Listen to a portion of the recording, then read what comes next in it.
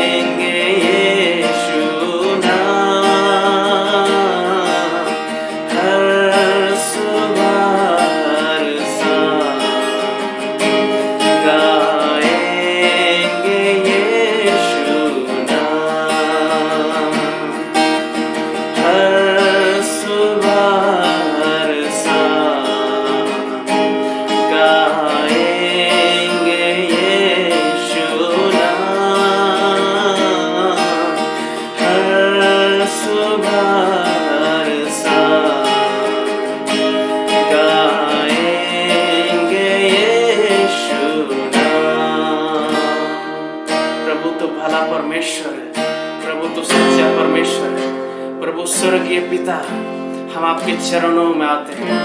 प्रभु स्वर्गीय पिता, तारे सारे सृष्टि में प्रभु तू ही भला है, सारी सृष्टि में तू ही सच्चा परमेश्वर है।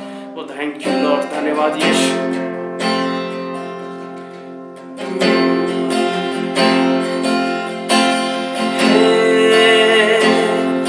स्वर्गीय पिता,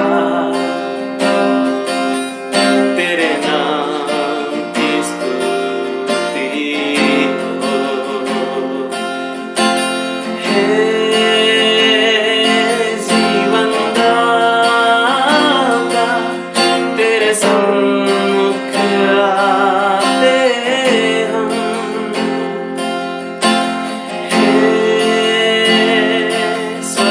पिता, तेरे नाम की स्तुति हो। हे जीवन दाता, तेरे सम्मुख आते हम।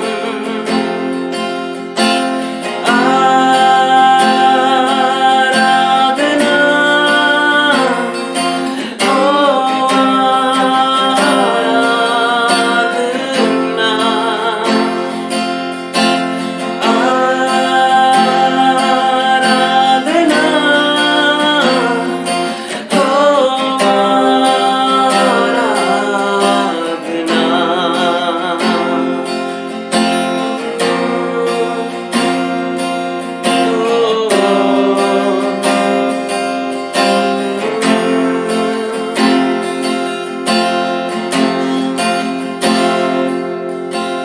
तेरे सिवा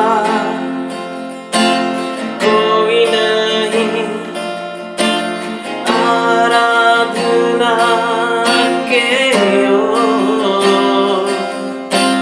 तेरे समान कोई नहीं, स्वर्ग में या पृथ्वी में, तेरे सिवा कोई नहीं, आराधना के हो, तेरे समान कोई नहीं, स्वर्ग में या पृथ्वी में,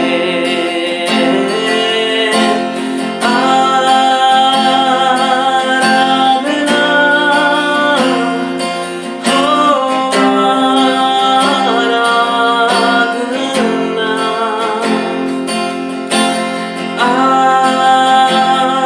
आराधना हो, आराधना। प्रभु तेरी आराधना, प्रभु तू सच्चा है, तू मीठा है। आइए हम उसकी आराधना करें क्योंकि वो महान परमेश्वर है। आइए हम उसकी तारीफ करें क्योंकि वो महान परमेश्वर है।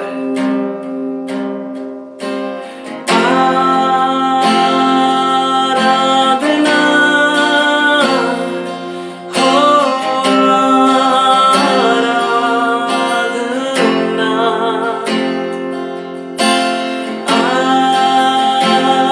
आराधना हो, आराधना। प्रभु हम तेरी महिमा करते हैं आज के दिन, प्रभु हम तेरी प्रशंसा करते हैं आज के दिन। प्रभु तू हमारे संग है, हम आपको धन्यवाद करते हैं। प्रभु प्रतिदिन तू हमसे बातचीत करता है, आपको धन्यवाद करते हैं। प्रभु आज के दिन को हम आपके हाथ में सौंपते हैं, प्रभु इस समय को हम आपके हाथ में सौंपते हैं। ये प्रार्थना यीशु के नाम में मांगते हैं, आमेन। सबको praise the Lord. Praise the Lord. परमेश्वर के वचन को सीखने के लिए एक बार फिर से मैं आप सभी का स्वागत करता हूं। आइए हम आगे बढ़ने से पहले अपनी आंखों को बंद करें, प्रार्थना करें। प्रेमी अनुग्रहकारी पिता, हम आपका धन्यवाद करते हैं एक और मौका देने के लिए कि हम आपके पवित्र वचन को समझने के लिए फिर से आपके पास आ सकते हैं। हम धन्यवाद करते हैं पवित्र आत्मा के लिए जिसे तूने हमें दिया, ताकि वो अपना भेद हम पर प्रकट करे, ताकि हम उसके पूर्ण प्रकाशन को प्राप्त करें और अपने जीवन में उस बिंदु को जिए जिसके लिए तूने हमें बुलाया है। पिता हमारी मदद कर, यीशु मसीह के नाम में, आमीन। मेरे प्रिय मित्रों, हमारे पिछले अध्ययन में हम लोगों ने कई ऐसी बातों को देखा जो यीशु मसीह के बलिदान के द्वारा, उसकी क्रूस मृत्यु के द्वारा, उसके पुनरुत्थान के द्वारा हमारे जीवन के लिए दिए गए हैं। और हमने इस बात को समझने की कोशिश की कि पुराने नियम और नए नियम में क्या अंतर है। और जो मूल अंतर था वो हमने यही पाया कि जो पुराना नियम था वो कभी भी सिद्ध नहीं था, बल्कि पुराना नियम करने की जिम्मेदारी लोगों के ऊपर थोप देता था और परमेश्वर उनके ऊपर न्यायकर्ता बनकर बैठा था, ताकि वो उनके कामों के अनुसार उनको या तो आशीष दे या तो उनको श्राप दे।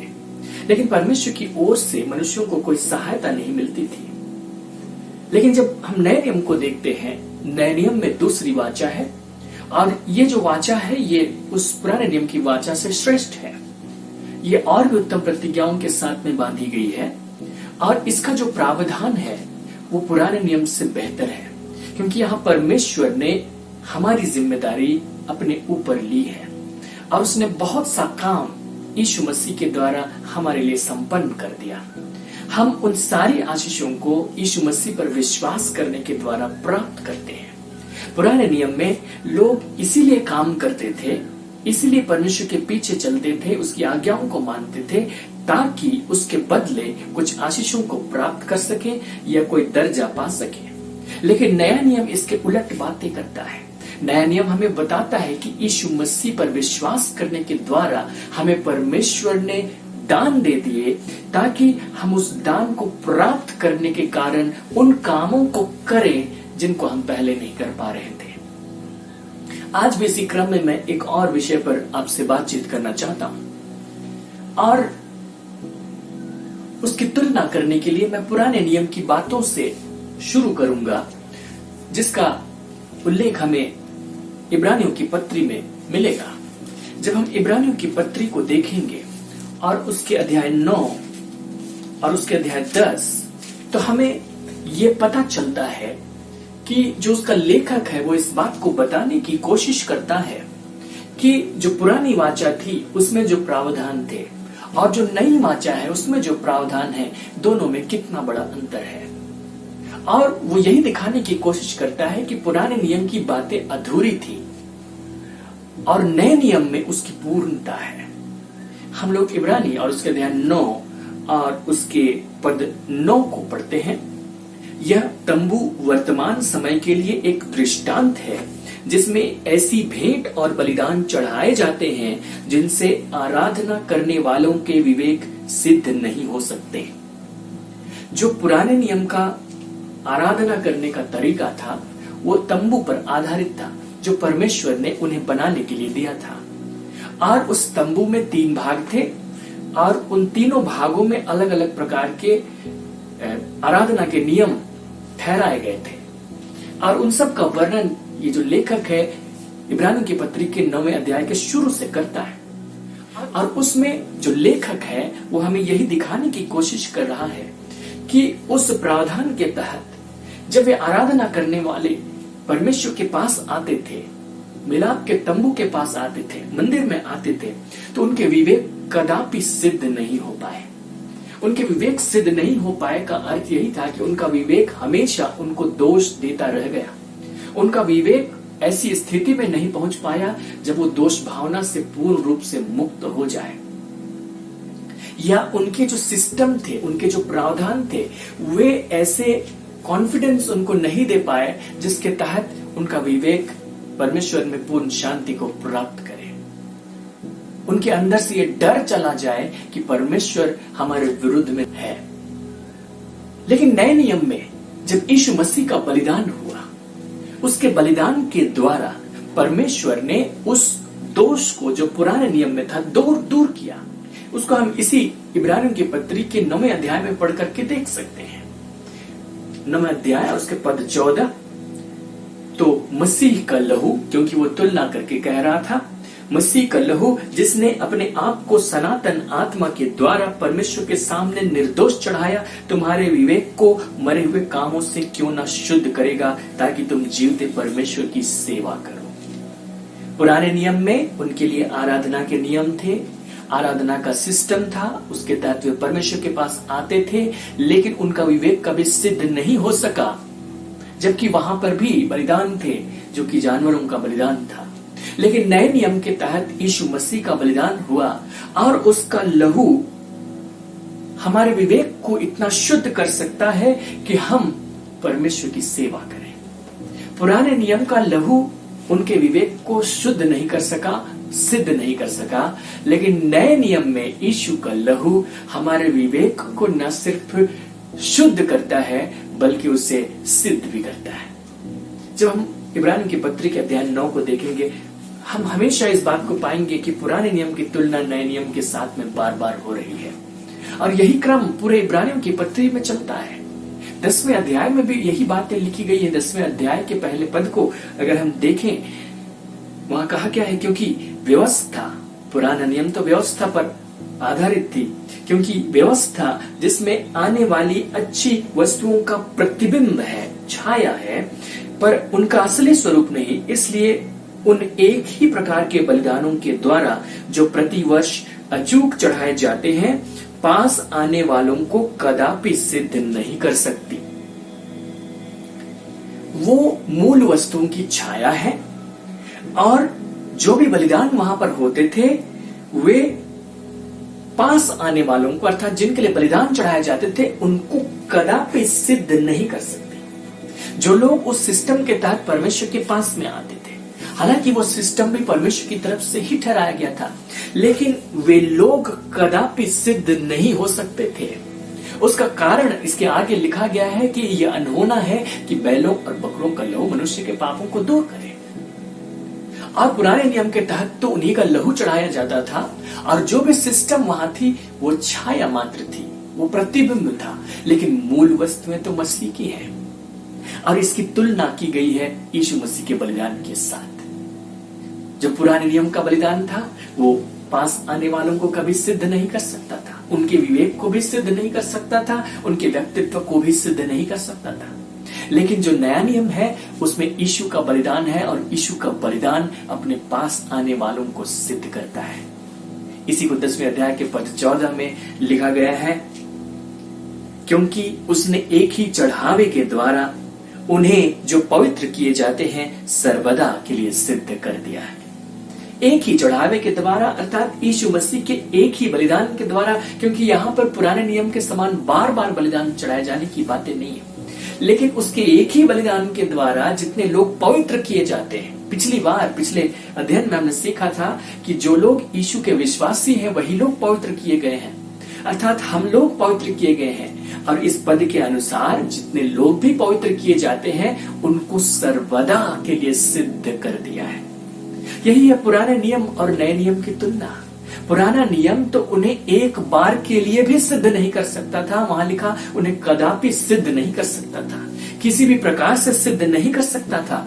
लेकिन नया नियम का बलिदान, यीशु मसीह का बलिदान, अपने पास आने वालों को, जो यीशु पर विश्वास करने वाले हैं, उनको न सिर्फ पवित्र करता है लेकिन उनको सिद्ध करता है। वो भी सिर्फ एक बार के लिए नहीं वरन सर्वदा के लिए सिद्ध कर देता है।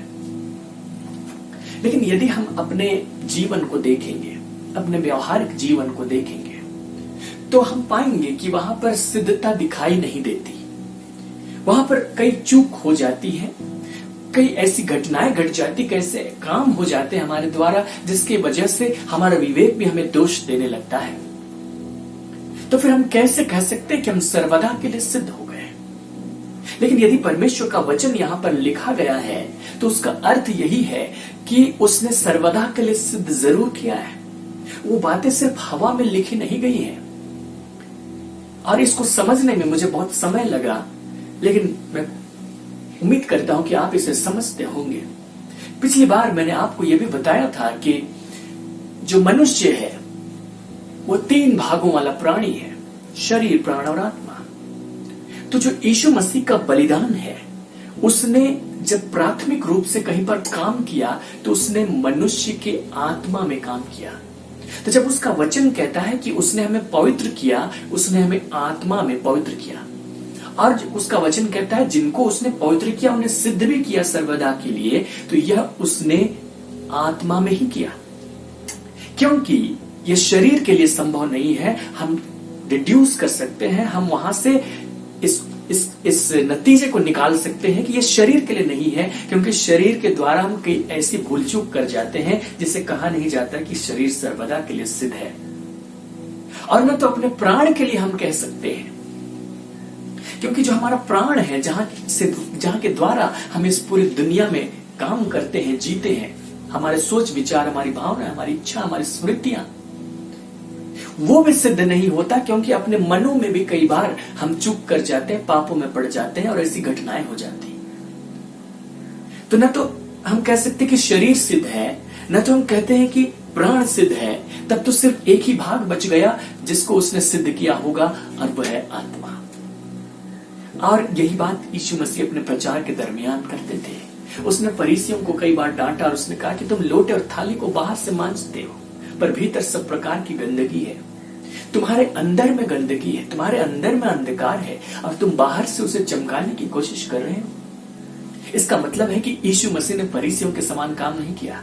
यीशु मसीह ने भीतर में काम किया, और जब उसने भीतर में काम किया तो उसने हमारी आत्मा में काम किया। उसने हमें न सिर्फ पवित्र किया, उसने न सिर्फ हमें ज्योति बनाया, उसने हमें सर्वदा के लिए सिद्ध भी कर दिया। हमारी आत्मा में, हमारे अंदर, हमारे भीतर उसका ये काम हमारे लिए संपन्न हुआ है। और ये जो सिद्धता के लिए जो शब्द, यूनानी शब्द इस्तेमाल किया जाता है, वो शब्द है टेलेयोस, जिसका अर्थ है उसमें कुछ और इंप्रूवमेंट की जरूरत नहीं है, उसमें कुछ और जोड़ने की जरूरत नहीं है। सब कुछ वहां पर कंप्लीट हो गया, पूर्ण हो गया, और उसमें कुछ भी अधूरा नहीं रहा। और जब उसने कहा कि उसने हमें सर्वदा के लिए सिद्ध कर दिया, इसका मतलब उसने हमारी आत्मा में ऐसा काम कर दिया है कि उसमें कुछ और इंप्रूवमेंट की जरूरत नहीं है, उसमें कुछ और जोड़ने की जरूरत नहीं है। यूनानी में मूल शब्द है सिद्धता के लिए, वो शब्द है टेलियोस, और उसी के वेरिएशंस को, उसी के रूपांतर को इधर उधर यूज किया जाता है, इस्तेमाल किया जाता है। जैसे कई जगहों पर हम लोग शब्द पाएंगे टेलियो, और दूसरी जगह पर हम शब्द पाएंगे टेलियोइस। सब उसी के रूपांतर है, वेरिएशंस है, लेकिन सबका अर्थ इसी बात से है कि उसने ऐसा काम किया जिसमें कुछ और जोड़ने की आवश्यकता नहीं है। उसने जब हमें सिद्ध कर दिया तो इसका मतलब है हमारी आत्मा में कुछ और काम बाकी नहीं रहा, उसमें कुछ और इंप्रूवमेंट बाकी नहीं रहा। लेकिन व्यवहारिक जीवन में हम यही पाते हैं कि हमें बहुत सारे इंप्रूवमेंट की जरूरत पड़ती है। हमारे शारीरिक जीवन में शरीर के द्वारा हमें बहुत सारे सुधार की आवश्यकता पड़ती है। हमारे सोच विचार, हमारी भावनाओं में भी बहुत बार सुधार की आवश्यकता पड़ती है, क्योंकि जो परमेश्वर का कार्य है वो सर्वप्रथम हमारी आत्मा के लिए हुआ है। हमारे प्राण में या हमारे व्यवहारिक जीवन में उसको प्रकट करने की जिम्मेदारी परमेश्वर ने हमारे हाथ में दी है। और परमेश्वर हमसे यही कहना चाहता है कि जो कुछ उसने हमारी आत्मा में दिया है वो बात बाहर प्रकट होने पाए। लेकिन जो बाहर प्रकट होने की प्रक्रिया है, वो प्रक्रिया हमारे ज्ञान के द्वारा होगी। हमारे ज्ञान के द्वारा का अर्थ है कि परमेश्वर ने जो कुछ हमारे भीतर में किया, यदि हम उसको जानेंगे तो हम उसको प्रकट भी कर पाएंगे, लेकिन यदि हम उसको नहीं जानेंगे तो हम उसको प्रकट नहीं कर पाएंगे। बाइबल हमें स्पष्ट रूप से इस बात को बताती है कि जितने भी लोग यीशु मसीह के हैं, जितने भी लोग नया जन्म प्राप्त किए हैं, वे लोग सिद्ध किए हुए लोग हैं। यदि हम दूसरे जगहों में भी इसको देखना चाहें, इब्रानियों की पत्री में भी हमें ये लिखा हुआ मिलेगा। इब्रानियों की पत्री और उसके अध्याय 12, यहाँ फिर से वो तुलना की गई है पुरानी वाचा के साथ, क्योंकि पुरानी वाचा के तहत लोग उस पहाड़ के पास आए थे जो सिनाई का पहाड़ कहलाता है, और जिसके कारण उनके अंदर भय उत्पन्न हुआ।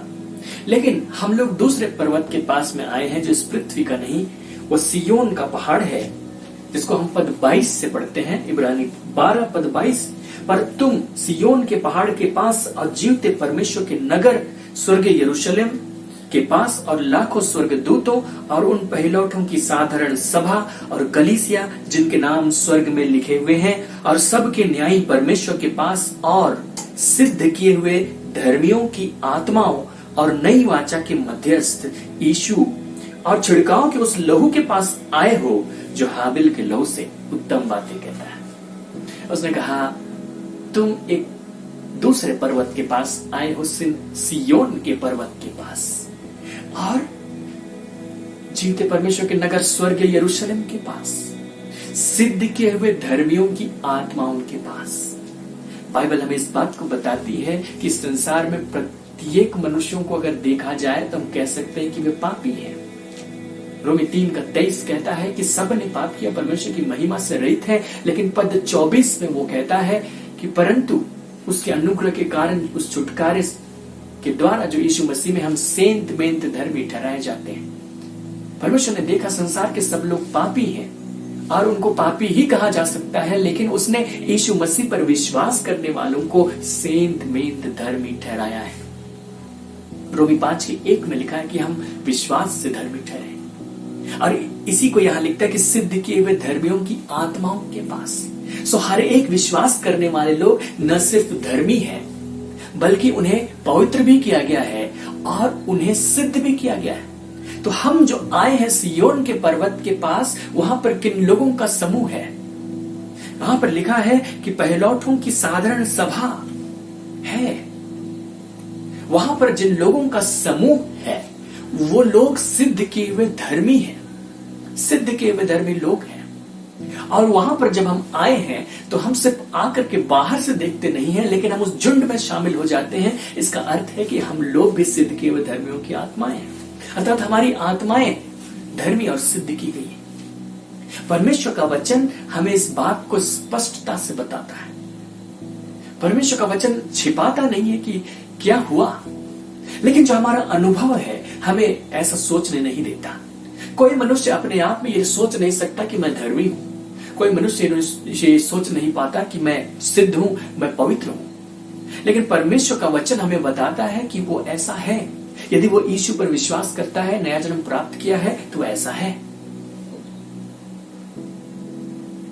मैंने अपनी यात्रा में इसी बात को देखा और यही पाया कि जो हमारा अनुभव है, कई बार हमें परमेश्वर के वचन के पूर्ण ज्ञान तक पहुंचने में रुकावट पैदा करता है। हमारा अनुभव या हमारी जो चेतना है, हमारे जो सोच विचार है, वो एक लिमिट तक जाती है, उसके परे नहीं जा पाती, वो हमारे अनुभव तक सीमित रह जाती है। लेकिन जो परमेश्वर है वो हमारे अनुभव तक सीमित नहीं है, उसके परे का है, और जो काम उसने किए हैं वो भी उसके परे का ही है। इसलिए परमेश्वर ने अपनी तरफ से जो कुछ किया है उन सारी बातों को बताया भी है, ताकि हम अनुभव के पार देख सके। हमारे अनुभव परमेश्वर के वचन को पूर्ण रूप से सीखने में रुकावट पैदा करते हैं। और तब मैंने इस बात को सीखा कि जो हमारा अनुभव है वो परमेश्वर का वचन नहीं है, लेकिन जो परमेश्वर का वचन है उससे हम अपना अनुभव बना सकते हैं। परमेश्वर का वचन हमें इसलिए ही दिया गया है ताकि हम उन बातों को जी सके जो हमारे अनुभव के परे की है। कई बार कई मामलों में ऐसा होता है कि हम अपने अनुभव के द्वारा सीखते हैं। अपने शारीरिक जीवन में, सांसारिक जीवन में तो हम अपने अनुभव पर ही आधारित होते हैं, उसी का सहारा लेते हैं, अपनी इन 5 इंद्रियों का सहारा लेते हैं। लेकिन जब आत्मिक जीवन की बातें होती हैं तो हम इन 5 इंद्रियों पर आधारित नहीं हो सकते। 5 इंद्रियों को भी हम काम में लेते हैं, लेकिन जो आत्मिक चेतना है वो इन 5 इंद्रियों के भी परे है। सारे अनुभव इन 5 इंद्रियों पर सीमित है, लेकिन जो आत्मिक अनुभव है वो इन 5 इंद्रियों के परे है, वहां तक हमारी सोच नहीं जाती। और जितने मसीही लोग हैं उसमें से बहुत सारे लोग, ज्यादातर मैंने जितने लोगों को पाया है यही देखा है कि उनकी जो समझ है वह पुराने नियम की समझ पर आधारित है। जिस सिस्टम के तहत वे सिद्ध नहीं हो पाते थे, न तो उनके विवेक सिद्ध होते थे। सो आज भी बहुत सारे मसीही यीशु मसीह पर विश्वास करने के बावजूद इस नतीजे पर नहीं पहुंच पाते हैं कि परमेश्वर ने उन्हें सिद्ध कर दिया है। आज भी वे दोष भावना के साथ घूमते रहते हैं, आज भी दोष भावना के साथ जीते हैं और सिद्ध बनने की कोशिश करते रहते हैं, पवित्र बनने की कोशिश करते रहते हैं। कभी भी अपने आप को उस स्थान पर नहीं देख पाते जहां परमेश्वर ने उन्हें पहले से पहुंचा दिया है। और इसी कारण मैंने पुराने नियम और नए नियम की तुलना की, ताकि हम पुराने नियम से निकल जाएं। हम लोग नए नियम के लोग हैं, हमें नए नियम के साथ में जीना चाहिए। पुराने नियम की समझ को, जिसको हम ढोकर ला रहे हैं, उसको उतार फेंकना चाहिए। पुराने नियम के सिस्टम के तहत वे कभी सिद्ध हो ही नहीं सकते थे, वे कभी धर्मी ढंग से कहला ही नहीं सकते थे, पवित्र ढंग से कहला ही नहीं सकते थे। कभी कभी किसी किसी मौके पर उनको कहा जा सकता था, लेकिन दूसरे ही पल वे धर्मी नहीं रहते थे, वे सिद्ध नहीं रहते थे, वे पवित्र नहीं रहते थे। लेकिन नया नियम हमें दूसरी बातें बताता है। यीशु मसीह ने हमें धर्मी ठहराया हमारी आत्मा में हमेशा के लिए। उसने हमें पवित्र किया हमारी आत्मा में हमेशा के लिए। उसने हमें सिद्ध किया हमारी आत्मा में हमेशा के लिए, सर्वदा के लिए। अब वो बदलने वाला नहीं है, क्योंकि जो परमेश्वर का दान है उसके विषय में याकूब ऐसा लिखता है अपनी पुस्तक के पहले अध्याय और उसके पद 17, क्योंकि हर एक अच्छा वरदान और हर एक उत्तम दान ऊपर ही से है। हर एक अच्छा वरदान और हर एक उत्तम दान ऊपर ही से है और ज्योतियों के पिता की ओर से मिलता है, जिसमें न तो कोई परिवर्तन हो सकता है और न अदल बदल के कारण उस पर छाया पड़ती है।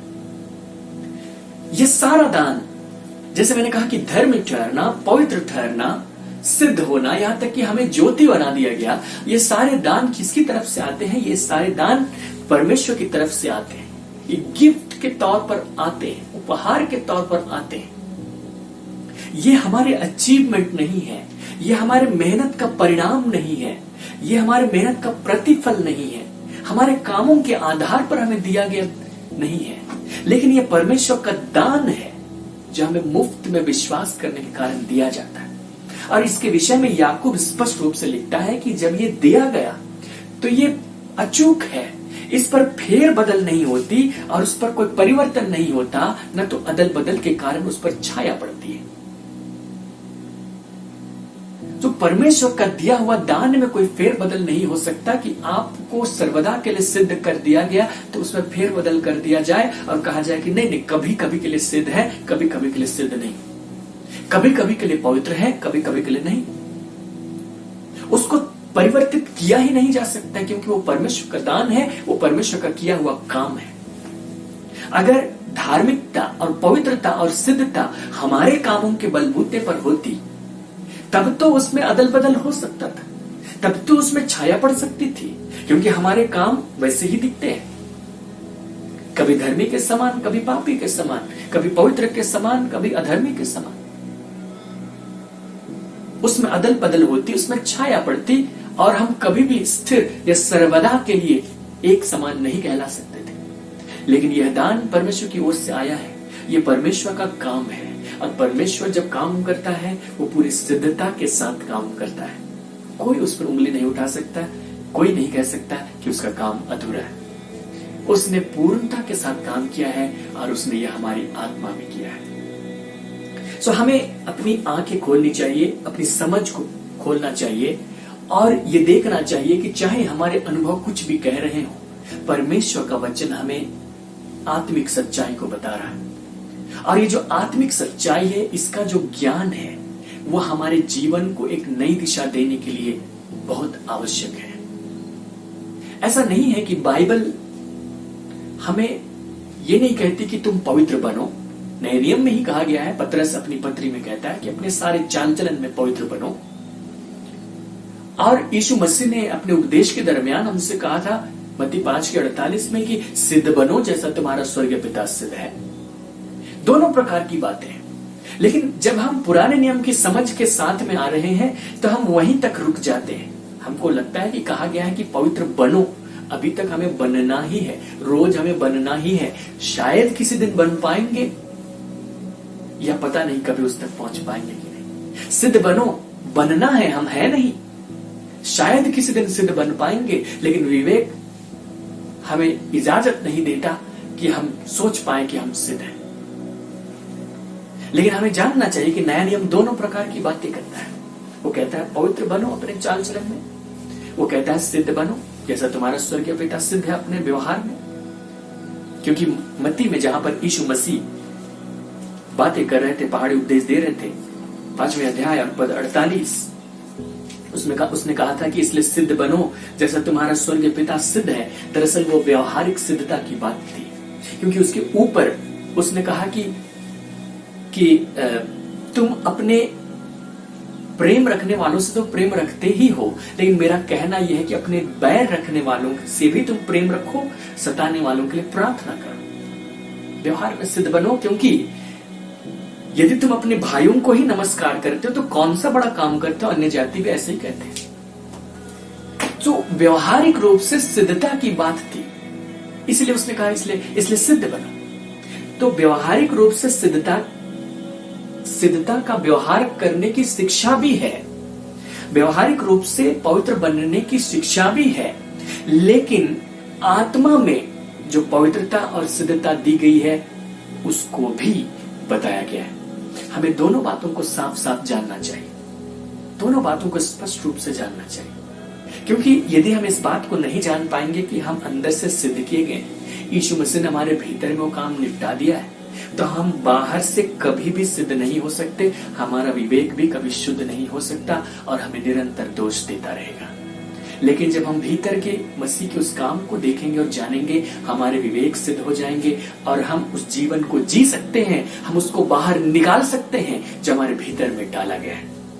मैं आपको कुछ ऐसे वचनों की ओर लेकर जाना चाहता हूं जो हमें इस बात को दिखाते हैं कि जो सिद्ध लोग हैं उनको इस प्रकार व्यवहार करना चाहिए, व्यवहारिक रूप से उनको जीना चाहिए। ये शिक्षा नए नियम में कैसे दी गई है। पहला कुरिन्थ और उसके दूसरे अध्याय को जब हम देखें तो प्रेरित पौलुस वहां पर एक समस्या को संबोधित कर रहे थे। दरअसल हम पहले अध्याय से उसी समस्या को देखते हैं, और वो ये कि कुरिन्थ की जो कलीसिया थी वहां पर फूट थी, और उसने उन लोगों से कहा कि देखो, तुम लोगों ने जो फूट अपने बीच में मचा कर रखा है लोगों के नाम पर, कोई पौलुस के नाम पर ग्रुप बना रहा है, कोई पतरस के नाम पर ग्रुप बना रहा है, कोई अपोलोस के नाम पर ग्रुप बना रहा है, तुम लोग एक दूसरे के साथ मेल मिलाप से नहीं रहते। लेकिन जो सुसमाचार हमने सुनाया था वो तो मसीह का था। क्या मसीह बट गया? और जो सुसमाचार हमने सुनाया था वो तो सरल शब्दों में सुनाया था, उसमें कोई ऐसी बातें नहीं थी जिसको तुम समझ नहीं पाए, तुम्हारे सिर के ऊपर से गुजर गया। जब हमने सुसमाचार सुनाया तो हमने शब्दों की उत्तमता का चुनाव नहीं किया, लेकिन सीधे सीधे सरल शब्दों में परमेश्वर की सामर्थ्य के साथ सुनाया। लेकिन उसका मतलब ये नहीं है कि भेद की बातें नहीं है, ज्ञान की बातें नहीं है, बुद्धि की बातें नहीं है। लेकिन हम उन लोगों को बुद्धि की बातें नहीं बताते, भेद की बातें नहीं बताते जिन तक सुसमाचार पहुंचा ही नहीं है, लेकिन हम कुछ खास लोगों को बताते हैं। तो उसने दूसरे अध्याय में पद 6 में इस प्रकार से कहा, फिर भी सिद्ध लोगों में हम ज्ञान सुनाते हैं। फिर भी इसका मतलब है कि वो कुरिन्थ के लोगों को ज्ञान नहीं सुना पाया था सुसमाचार के दरमियान, और सुसमाचार में सरल बातें थी, लेकिन उसने कहा फिर भी सिद्ध लोगों में हम ज्ञान सुनाते हैं। और सिद्ध लोगों के लिए जो यूनानी शब्द आया है वही है टेलियोस। सिद्ध लोगों में हम ज्ञान सुनाते हैं। जो सिद्ध है उसको और ज्ञान सुनाने की क्या जरूरत है? और सिद्ध है कौन? लेकिन पौलुस प्रेरित इस बात को जानते थे कि प्रत्येक विश्वासी जो नया जन्म प्राप्त किया है वो सिद्ध किया गया है, और उसी व्यक्ति को ज्ञान सुनाने की जरूरत है, उसी व्यक्ति को उस बुद्धि को बताने की जरूरत है जो परमेश्वर के कार्य में है, ताकि जो सिद्धता उसके भीतर है वो सिद्धता बाहर तक प्रकट हो जाए। क्योंकि कुरिन्थ के लोगों ने यीशु पर विश्वास किया था, लेकिन उनके बीच में फूट पड़ गई थी, वे एक दूसरे से अलग हो रहे थे, उनका जो व्यवहार था वो सिद्ध नहीं था। इसलिए प्रेरित पौलुस उनको उस ज्ञान को लिख कर भेज रहे हैं जो भीतर किया गया है, ताकि उसके तहत वे मेल मिलाप से रह जाए। कुरिन्थ में अपने प्रकार की समस्या थी, इसलिए वहां अपने ढंग से प्रेरित पौलुस ने लिखा है। लेकिन उसका कहना यह है कि हम सिद्ध लोगों में ज्ञान सुनाते हैं, परंतु इस संसार का और संसार के नाश होने वाले हाकिमों का ज्ञान नहीं, और वो ज्ञान सांसारिक नहीं है। अगर सांसारिक होता तो इन 5 इंद्रियों से हासिल किया जा सकता था, लेकिन वो सांसारिक ज्ञान नहीं है, वो आत्मिक ज्ञान है, वो आत्मिक बुद्धि है जो परमेश्वर के किए हुए कार्य में है। वो सिद्ध लोगों को सुनाता है। कुरिन्थ के लोगों को नहीं सुना पाया था, अब सुना रहा है। तो हम लोग यीशु मसीह के लोग हैं, हम लोग सिद्ध किए हुए लोग हैं। हमें उसी प्रकार के ज्ञान की जरूरत है, उसी प्रकार की बुद्धि और भेद के समझ की जरूरत है। जो सिद्ध लोगों के लिए चाहिए, ताकि जो सिद्धता भीतर है वो बाहर निकल आए। और जो ज्ञान है वो इस बात में है कि हम इस बात को जाने। मैं आपको एक थीम दे रहा हूं जिसके तहत हम इन दिनों स्टडी कर रहे हैं, और वो ये है कि हम अपनी पहचान को जान सके जो मसीह में है। क्योंकि यीशु मसीह ने नया जन्म प्राप्त किए हुए प्रत्येक विश्वासी की पहचान को बदल दिया है। वो पहले चाहे जो कुछ भी था, पहले चाहे जहां से भी आता था, लेकिन नया जन्म प्राप्त करने के कारण उसकी पहचान बदल गई। और जब नया नियम है तो हम उसके तहत जब वचन को पढ़ते हैं तो हम यही समझने की कोशिश करते हैं, यही जानने की कोशिश करते हैं कि हम मसीह में कौन है। क्योंकि जब हम उस बात को जानते हैं तो हम उस जीवन को भी जी पाते हैं। लेकिन यदि हम नहीं जानते हैं कि हम मसीह में कौन है तो हम बनने की कोशिश करते हैं और कभी भी अपनी वास्तविकता को जी नहीं पाते। इसलिए मसीह में हम कौन है ये जानना बहुत जरूरी है। और प्रेरित पौलुस अपने पत्रियों में प्रायः इसी बात को बताने की कोशिश करता है कि मसीह में हम कौन है, मसीह में हमें क्या मिला है, ताकि हम उस ज्ञान को जाने, उस भेद को जाने, उस गहराई को समझें और बाहर प्रकट कर सके। और जब हम उसको जानते हैं उसके बाद भी कुछ प्रोसेस है, इसके विषय में मैं फिर कभी बातें करूंगा। लेकिन आज मैं इस बात को बताना चाहता हूं कि हमको इस बात को जानना चाहिए कि उसने हमारी आत्मा को सिद्ध कर दिया। उसमें कुछ और जोड़ने की आवश्यकता नहीं है, उसमें कुछ और इंप्रूवमेंट की आवश्यकता नहीं, सुधार की आवश्यकता नहीं। इसका मतलब है कि यदि हम अपनी आत्मा से जीवन बिताएंगे तो हम एग्जैक्टली वैसा ही जिएंगे जैसा जीना चाहिए। उसमें कुछ जोड़ घटाव करने की जरूरत नहीं होगी, उसमें कुछ फेरबदल करने की जरूरत नहीं होगी। और ये सामर्थ्य, ये योग्यता हमारी आत्मा के भीतर में है। लेकिन जब हम जीते हैं तो या तो हम शरीर से जीते हैं या तो हम अपने प्राण से जीते हैं, जिसके वजह से हमारा जो व्यवहारिक जीवन है वो सिद्ध नहीं हो पाता। लेकिन जब हम आत्मा से जीना सीख जाएंगे तो वो एक्यूरेट जीवन होगा, उसमें कुछ और फेरबदल की जरूरत नहीं, जोड़ घटाव की जरूरत नहीं, और हम वहां पर आ सकते हैं। लेकिन ये जो जीवन है जो हम जीते हैं व्यवहारिक रूप से, वो दिन प्रतिदिन बदलने वाला जीवन है। जब हम किसी एक परिस्थिति से गुजरते हैं तो कई बार हमारे सामने कुछ चुनाव आते हैं जिसके तहत व्यवहारिक रूप से यदि हम अपने अनुभव को देखें तो हम ये पाते हैं कि कई बार हम सही चुनाव नहीं कर पाए, हम गिर पड़े, और हम वहां से सबक सीखते हैं और हम सोचते हैं कि अगली बार जब ऐसी बातें होंगी, ऐसी परिस्थिति होंगी तो हम नहीं गिरेंगे, हम आगे बढ़ जाएंगे। वहां से सीखते हैं।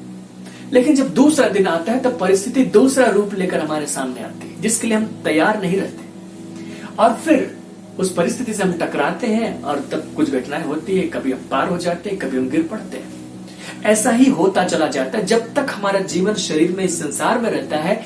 हमेशा नई प्रकार की परिस्थितियां आती हैं, नया नया रूप लेकर आती हैं, और हम मात खाते रहते हैं, जिसके वजह से अगर व्यवहारिक जीवन के हिसाब से सोचा जाए तो कभी भी हम सिद्ध नहीं हो पाते। और व्यवहारिक जीवन के हिसाब से सोचा जाए, बातें की जाए, तो प्रेरित पौलुस भी कहते हैं कि मैं भी ये नहीं कहता कि मैं सिद्ध हूं। अब आपको अजीब लगेगा, ये प्रेरित पौलुस है जो कहता है सिद्ध लोगों में ज्ञान सुनाते हैं।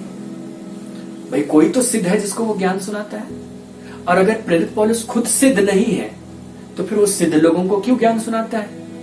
उसको तो सिद्ध लोगों से ज्ञान सुनना चाहिए। लेकिन वो अपनी पत्री में ऐसा लिखता है कि मैं ये नहीं कहता कि मैं सिद्ध हो गया।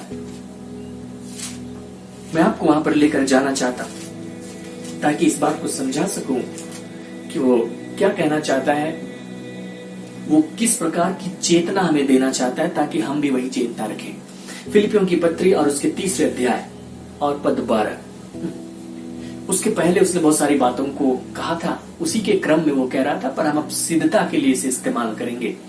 यह मतलब नहीं कि मैं पा चुका हूं या सिद्ध हो चुका हूं, यह मतलब नहीं कि मैं पा चुका हूं या सिद्ध हो चुका हूं, पर उस पदार्थ को पकड़ने के लिए दौड़ा चला जाता हूं जिसके लिए मसीह यीशु ने मुझे पकड़ा था। मैं सिद्ध नहीं हुआ हूं, मैं सिद्ध हो चुका हूं, मैं ये नहीं कह रहा।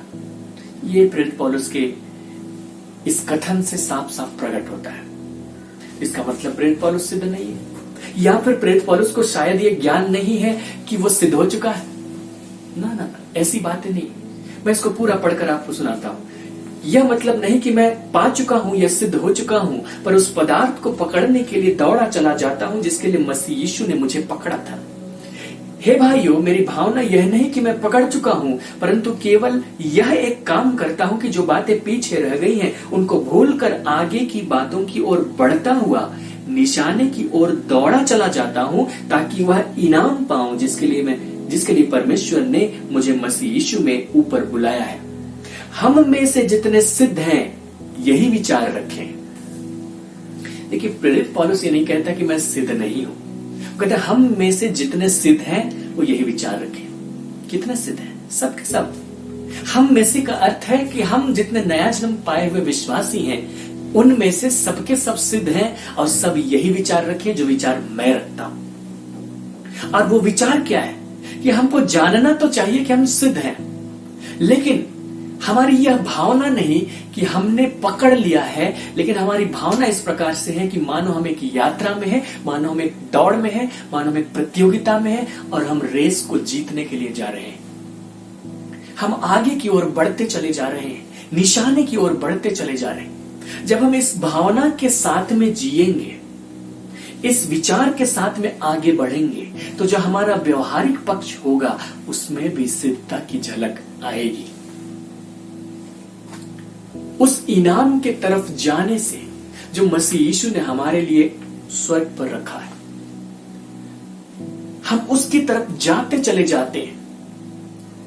हम मानो ऐसी दौड़ दौड़ते हैं जिसमें हमें जीतना है, जिसमें हम ये नहीं देखते कि कौन हमारे साथ दौड़ रहा है, कौन हमारे साथ हमारे बराबरी पर है या हम औरों से आगे निकल गए। हम रिकॉर्ड कायम करना चाहते हैं, हम फर्स्ट आना चाहते हैं। हम लोगों को देखते हैं कि उनका जीवन, उनका व्यवहारिक पक्ष ठीक नहीं है, कोई बात नहीं। हम ये नहीं कहते कि सब तो ऐसे ही है, चलो मैं भी वैसा ही हो जाता। नहीं नहीं, हम फर्स्ट आना चाहते हैं क्योंकि इनाम उसी को मिलता है जो फर्स्ट आता है उस समय के दौड़ के नियम के मुताबिक। तो हम फर्स्ट आना चाहते हैं, इसलिए चाहे दूसरा व्यक्ति सिद्ध है ना नहीं है, मैं सिद्ध रहना चाहता हूं, मैं अपने व्यवहारिक पक्ष में सिद्ध रहना चाहता हूं। और दूसरी बात कि मैं रिकॉर्ड भी कायम करना चाहता हूं कि भाई कोई दूसरे लोग सिद्धता की चाल नहीं चल पाए, लेकिन वो व्यक्ति चल पाया। तो हम दूसरों की तरफ ध्यान नहीं देते या फिर ये भी नहीं कहते कि चलो व्यवहारिक पक्ष में हम सिद्ध नहीं भी हैं तो आत्मा में तो है, यही हमारी संतुष्टि है, व्यवहार में तो होता रहेगा इसलिए छोड़ दो मेहनत। हम ये भी नहीं कहते, लेकिन हमारी भावना ये है, पौलुस प्रेरित की भावना यही थी कि मानो मैं रेस में हूं, मैं दौड़ रहा हूं और निशाने की तरफ बढ़ता चला जाता हूं। और जितने हम सिद्ध हैं उनको यही विचार रखना चाहिए, आपको यही विचार रखना चाहिए, मुझे यही विचार रखना चाहिए। हमें अपने अगल बगल के लोगों के सामने एक रिकॉर्ड रखना चाहिए, एक उदाहरण रखना चाहिए, एक देख कर दूसरे प्रेरित हो सके। जब हम इब्रानियों की पत्री को पढ़ते हैं, 11वें अध्याय में बहुत सारे विश्वास करने वाले पुराने नियम के लोगों का वर्णन है, जिन्होंने परमेश्वर की प्रतिज्ञाओं पर विश्वास किया, परमेश्वर पर विश्वास किया। और कई लोग ऐसे थे जिन्होंने अपने जीवन में उसका कुछ प्रतिफल देखा और कई ऐसे थे जिन्होंने अपना प्रतिफल नहीं देखा। लेकिन उनके विश्वास का वर्णन है जिसके विषय में बता करके लेखक वहां के लोगों को विश्वास में बने रहने की प्रेरणा दे रहा था। लेकिन जो उसकी टिप्पणी है इब्रानियों की पत्री 11वें अध्याय और उसके पद 40 में 39 से मैं पढ़ रहा हूं, विश्वास ही के द्वारा इन सब के विषय में अच्छी गवाही दी गई, जिनका वर्णन उसने अध्याय 11 में किया, तो भी उन्हें प्रतिज्ञा की हुई वस्तु न मिली, क्योंकि परमेश्वर ने हमारे लिए पहले से एक उत्तम बात ठहराई कि वे हमारे बिना सिद्धता को न पहुंचे, क्योंकि वे पुराने नियम के लोग थे। इसलिए अपनी दौड़ में दौड़ते गए, विश्वास करते गए, बहुत कुछ हुआ, कुछ नहीं हुआ, और जो सिस्टम था उसके द्वारा वे कभी भी सिद्ध हो भी नहीं सकते थे। परमेश्वर ने ऐसा ठहराया कि हमारे बिना वे सिद्ध न हो। हमारे बिना का कि यीशु मसीह के जो बाद के लोग हैं उनके बिना वे सिद्ध न हो। यीशु मसीह के आए बिना उसके पहले के लोग सिद्ध न कहला सके, ये परमेश्वर ने ठहराया। और हम यीशु मसीह के बाद के लोग हैं जो विश्वास करने के साथ में सिद्ध हो जाते हैं। उनके दौड़ को बताया गया है, उनके उदाहरण को बताया गया कि देखो वे कैसे विश्वास की दौड़ रख रहे थे, देखो कैसा उदाहरण उन्होंने हमारे सामने छोड़ा और हमें भी उनका अनुसरण करना चाहिए। और यही कहते कहते वह अध्याय 12 में प्रवेश कर जाता है और कहता है, इस कारण जबकि गवाहों का ऐसा बड़ा बादल हमको घेरे हुए है, तो आओ हम हर एक रोकने वाली वस्तु और उलझाने वाले पाप को दूर करके वह दौड़ जिसमें हमें दौड़ना है, धीरज से दौड़े। उसी भावना के साथ जैसे पौलुस प्रेरित दौड़ रहा था, हम दौड़ में हैं। हमारे सामने दूसरे लोगों ने दौड़ पूरी की है, उन्होंने हमारे सामने उदाहरण रखा है, उन्होंने हमारे सामने कुछ रिकॉर्ड कायम किया। अब हमारी बारी है, हम दौड़ रहे हैं, हम दूसरों का उदाहरण लेते हैं और हम खुद दौड़ते हैं, हम खुद जीतना चाहते हैं, हम खुद रिकॉर्ड कायम करना चाहते हैं। और जीतने से रोकने के लिए पाप उलझाने के लिए तैयार हैं, लोग उलझाने के लिए तैयार हैं, संसार, शैतान, परिस्थितियां, शरीर, सब कुछ उलझाने के लिए तैयार है। हम उन सबको दरकिनार करते हुए दौड़ते हैं। लेकिन फिर भी जो पुराने नियम के लोग थे वे सिद्धता तक नहीं पहुंच पाए, लेकिन हम पहुंच सकते हैं। क्यों? हम पढ़ रहे थे अध्याय 12 के पद 1, तो आओ हर एक रोकने वाली वस्तु और उलझाने वाले पाप को दूर करके वह दौड़ जिसमें हमें दौड़ना है, धीरज से दौड़े और विश्वास के कर्ता और सिद्ध करने वाले यीशु की ओर ताकते रहें। उसने कहा हम दौड़े और यीशु की ओर ताकते रहें। वो यीशु जो हमारे विश्वास का कर्ता है, विश्वास का शुरू करने वाला है और विश्वास का सिद्ध करने वाला है। इंग्लिश अनुवाद कहता है author and finisher of our faith. Jesus is author and finisher of our faith. पुराने नियम के जो लोग थे, वो जो विश्वास कर रहे थे, वो उनका अपना विश्वास था। लेकिन जो नए नियम के लोग हैं, उनके विश्वास को पूर्णता देने के लिए, सिद्धता देने के लिए यीशु मसीह मौजूद है, जिसकी ओर हमें ताकते रहना चाहिए। वो यीशु मसीह जो क्रूस पर लटका, जिसने दुख उठाना मंजूर किया, जिसने लज्जा सहना मंजूर किया, लेकिन उसने परमेश्वर की इच्छा को पूरी किया। हम उसकी ओर ताकते रहें और बल प्राप्त करें, उससे प्रेरणा लें, और न सिर्फ प्रेरणा लें, लेकिन जब हम उसकी ओर ताकेंगे तो हमारे विश्वास को भी सिद्ध कर देता है और हम अपनी सिद्धता की दौड़ को पूरी करते हैं। इसी भावना के साथ अपने जीवन को बिताइए और परमेश्वर आपके भीतर में जो गुण उसने दिया है, जो योग्यता उसने दी है, उसको बाहर प्रकट करेगा। वो स्वतः ही आपके भीतर से, हमारे भीतर से बाहर प्रकट होने लगेगा। क्योंकि जो सिद्धता है वो परमेश्वर का गुण है, जो सिद्धता है वो यीशु मसीह का गुण है, और वो गुण उसने हमें भी दिया है नया जन्म के समय यीशु पर विश्वास करने के द्वारा। यूहन्ना तो अपनी पत्री में ये लिखता है, चौथे अध्याय, पहली पत्री, चौथे अध्याय पद 17 में, कि जैसा वह है, यीशु के विषय कहते हुए कि जैसा वह है वैसे ही संसार में हम भी हैं। जैसा वह है, जैसा यीशु मसीह है। और हम क्या पढ़ रहे हैं? यीशु मसीह सिद्ध है और वह है, वैसे ही संसार में हम भी हैं। एक दिन हो जाएंगे नहीं, हम भी वैसे ही हैं संसार में। सिद्धता के वही गुण को और बहुत सारे दूसरे अन्य गुणों को भी उसने हमारी आत्मा में दिया।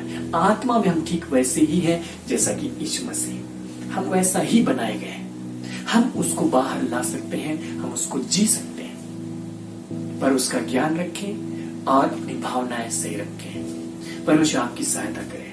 आइए हम प्रार्थना करें। प्रेमी पिता, हम धन्यवाद करते हैं उस दान के लिए जो तूने हमारी आत्मा में दिया, कि तूने यीशु पर विश्वास करने के द्वारा न सिर्फ हमें धर्मी ठहराया, हमें पवित्र किया, बल्कि सर्वदा के लिए हमें सिद्ध भी किया है। हम धन्यवाद करते पिता कि तू हमें सिखाता है कि हम अपनी दौड़, अपनी यात्रा किस प्रकार दौड़ें, किस प्रकार पूरी करें। हम ऐसी भावना के साथ दौड़ें कि मानो हम रेस में हैं, मानो हम इनाम जीतना चाहते हैं, और हम किसी दूसरे को नहीं देखेंगे, लेकिन हम अपना रिकॉर्ड कायम करने के लिए आगे बढ़ते चले जाएंगे। और न कोई पाप हमें रोक सकेगा, न कोई उलझाने वाली बातें हमें रोक पाएंगी। पिता, हम धन्यवाद करते हैं इस बात के लिए, और इस घड़ी यीशु की ओर आते और ताकते हैं, और हम उसको देखते हैं, हम उसको निहारते हैं, क्योंकि वह हमारे विश्वास का सिद्ध करने वाला है।